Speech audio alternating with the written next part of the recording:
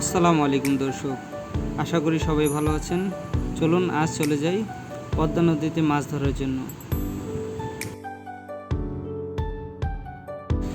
আমার সাথে আছে রুবেল ও এলাকার একটি ছোট ভাই। পদ্মা নদীতে আজ মাছ ধরা হবে রুবেলদের ট্রলার সাথে নিয়ে। প্রায় 16 বছর আগে ওর সাথে একবার নদীতে মাছ ধরতে গিয়েছিলাম। তখন অনেক ছোট ছিলাম, প্রায় ভয় পেয়েছিলাম কারণ আমি সাঁতার জানি না। চলুন তাহলে আস্তে আস্তে যাওয়া যাক মাছ ধরার জন্য। ছোট ভাইটি এখনই ট্রলার স্টার্ট করবে, তারপরে আমরা চলে যাব মাঝ নদীর দিকে। তাহলে শুরু করো ছোট ভাই, বিসমিল্লাহ। আমাদের ট্রলারটি স্টার্ট হয়ে গেল। এখন আস্তে আস্তে আমরা রুবেলের ড্রাইভিংয়ের মাধ্যমে চলে যাচ্ছি মাঝ নদীর দিকে মাছ ধরার জন্য। তো সাথে থাকুন আপনারাও এবং দেখতে থাকুন কিভাবে মাছ ধরা হয়। ট্রলারের স্পিড বাড়িয়ে দিল রুবেল, দেখতে পাচ্ছেন নদীতে, এবং সাথে আছি আমি আরিফ, আপনাদের অনেকেরই পরিচিত অনেকেরই অপরিচিত। আমাদের ট্রলারটি আস্তে আস্তে করে এগিয়ে যাচ্ছে সামনের দিকে। আমি কিন্তু আসলেই সাঁতার জানি না, একটু ভয় ভয় লাগছে। এই জালের মাধ্যমেই আমরা আজকে মাছ ধরব। ওরা সব সময় মাছ ধরে এবং ওরা সাঁতার জানে, তাই ওদের কোনো ভয় নেই।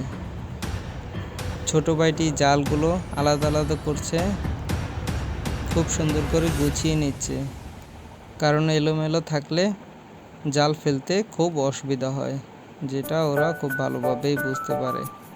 রুবেল ট্রলারটি স্লো করে দিল, এখন জাল ফেললো ছোট ভাইটি, এবং রুবেল আস্তে আস্তে ট্রলারটিকে সামনের দিকে এগিয়ে নিয়ে যাচ্ছে।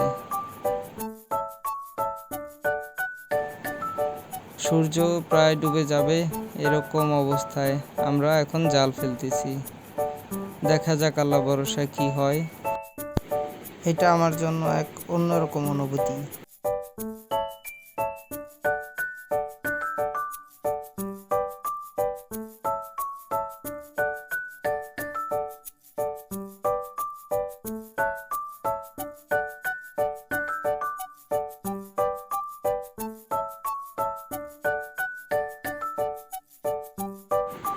এরা প্রচণ্ড রোদেও অনেক পরিশ্রম করতে পারে। আমাদের পাশ দিয়ে একটি ট্রলার চলে গেল খুব দ্রুতভাবে। আসলে এই মানুষগুলো যদি না থাকতো আমরা এত সহজে মাছ পেতাম না। দূরে একটি বালুর জাহাজ দেখা যাচ্ছে। সবার চিন্তা হচ্ছে জাহাজটি যদি জালের উপর দিয়ে যায় তাহলে জাল ছিঁড়ে যাবে। যাই হোক, ওদের হাতের ইশারায় সরিয়ে দেওয়ার চেষ্টা করছি। আমাদের জাল ফেলা প্রায় শেষ হয়ে যাচ্ছে। অল্প কিছুক্ষণের মধ্যেই আমরা সম্পূর্ণভাবে জালটি ফেলে দিব। অনেক অপেক্ষার পরে এখন আমরা জালগুলো তুলে নিচ্ছি। এখন দেখা যাক আল্লাহ আমাদের কপালে কি রেখেছে। ছোট ছোট বিভিন্ন ধরনের মাছই দেখা যাচ্ছে, এখনো বড় কোনো মাছে দেখা পাচ্ছি না। তবে যাই পাই আলহামদুলিল্লাহ, এতেই খুশি। রুবেল ও ছোট ভাইটি পুরো জালটিকে নৌকার মধ্যে উঠিয়ে নিচ্ছে। ছোট ভাই মাছগুলোকে আস্তে আস্তে ছাড়িয়ে নিচ্ছে জাল থেকে। আসলে এক অন্যরকম দৃশ্য। আমরা এখন মাঝ নদীতে আছি।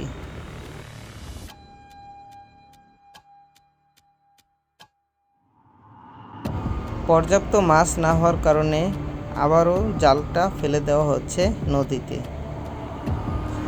সন্ধ্যা ছুঁই ছুঁই, এখনই মাগরিবের আজান দিবে। এরকম একটা সময়ে নদীতে থাকা অন্য ধরনের এক অনুভূতি।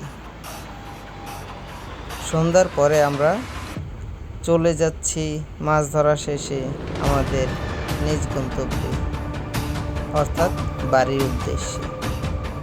যাওয়ার পথে দেখলাম নদীতে প্রচণ্ড ঢেউ।